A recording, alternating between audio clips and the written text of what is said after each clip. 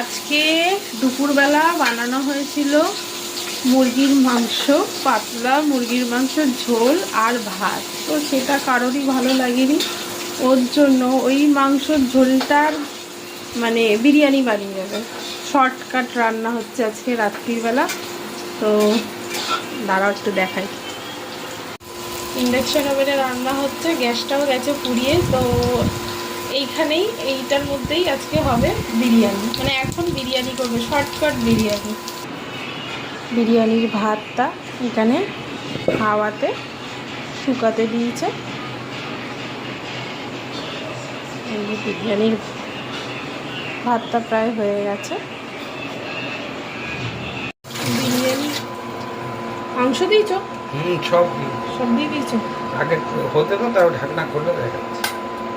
ঘরোয়া বিরিয়ানি জাস্ট রাত্রিরে খাওয়ার জন্য।